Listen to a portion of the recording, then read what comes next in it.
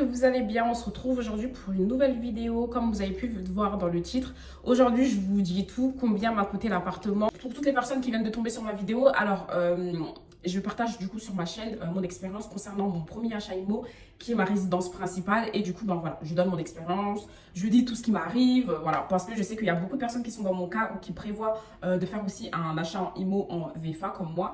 Et du coup, ben voilà, ça les aide. Et moi aussi, je refais un récap pour toutes les personnes qui n'ont pas compris ou qui viennent de tomber sur la vidéo. Alors, je l'ai acheté en VFA. Et j'ai eu l'accord de mon crédit en 2022, en août 2022. Et un an plus tard, j'ai eu les clés de l'appartement. D'ailleurs, ça va bientôt faire un an que je suis dans cet appartement. En octobre, ça fera un an. Et je pense, bon ça c'est une petite parenthèse, hein, et je pense que je vous ferai un petit home tour, même si tout n'est pas fini. Mais voilà, je vais quand même vous faire un tour pour ces un an-là. Donc voilà, n'hésitez pas à me suivre et à activer la cloche pour être au courant de toutes mes nouvelles vidéos. L'appartement, je l'ai acheté en tant que résidence principale. C'est mon premier achat IMO. Et du coup, j'ai bénéficié de plusieurs aides de l'État. Et du coup, aujourd'hui, je vais plus vous détailler concernant ceci. Alors, premièrement, pour l'achat de l'appartement. Comme je vous ai dit, j'ai flashé sur l'appartement, j'ai demandé des renseignements, voilà, j'ai eu le plan. Et on m'a donné aussi le prix. Alors, le prix de l'appartement coûtait 147 700. Alors, du coup, l'appartement coûtait 147 700. Il y avait déjà la TVA 5,5% dessus. Il y avait les frais de notaire qui étaient déjà dans le prix d'achat. Donc ça, c'est vraiment important à souligner. Et il y avait aussi la place de parking qui sont directement inclus dedans. Voilà, moi, j'ai eu ces informations-là. De mon côté, je suis allée voir avec ma banque pour voir s'il y avait moyen. J'ai vu que c'était un peu compliqué. Donc, ce que j'ai fait, je réfléchissais et je me disais qu'est-ce que je pouvais faire.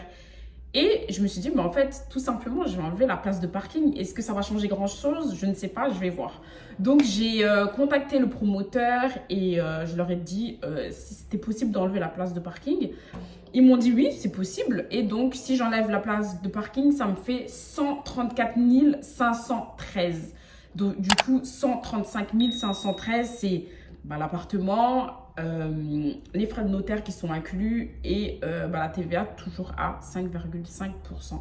Et du coup, là, on a refait les simulations avec la banque et là, ça allait mieux. Ça allait mieux au niveau de mon taux d'endettement, ça allait mieux par rapport à ma capacité d'emprunt, ça rentrait tout pile dedans. L'appartement coûte 134 513. Sauf que voilà, dans ces 134 513, j'ai pu bénéficier à côté de la subvention de chez Action Logement.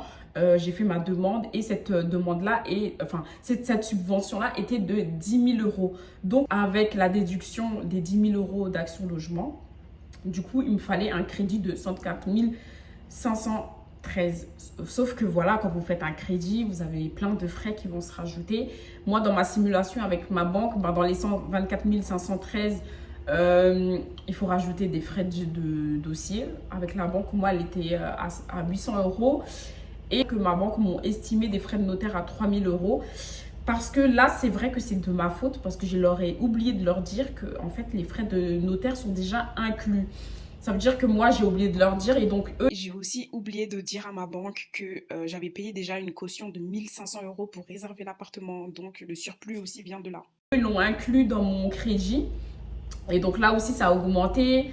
Le coût de mon crédit a augmenté. Au moment où tous les appels de fonds ont été faits et que le jour J, j'ai eu les clés de l'appartement et que j'ai dû donner le dernier chèque, il me restait encore 3 000 euros à débourser. Et du coup, je suis allée à ma banque et en gros, j'ai dit à ma conseillère que oui, dans mon crédit, il reste encore 3 000 euros à liquider.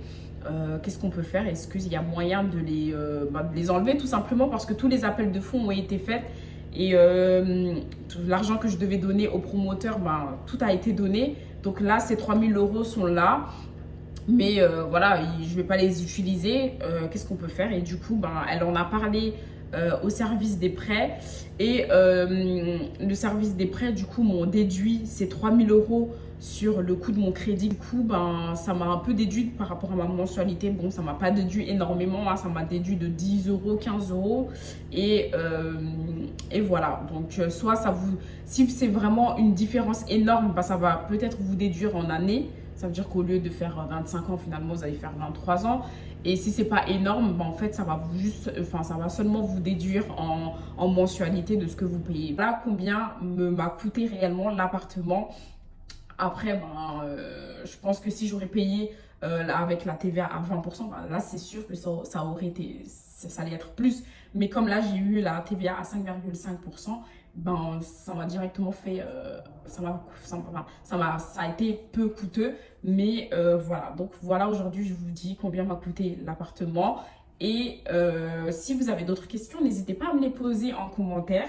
Et donc voilà, c'était une petite vidéo pour vous dire combien m'a coûté l'appartement parce que j'ai eu beaucoup de questions, de questionnements concernant le prix de l'appartement, etc. Et dites-moi dans les commentaires, est-ce que c'est cher pour vous ou ce n'est pas cher? Est-ce que c'est trop? Est-ce que ce que vous avez payé vous, est-ce que c'était moins cher, plus cher, etc. Dites-moi tout en commentaire et on se dit à très bientôt pour une nouvelle vidéo.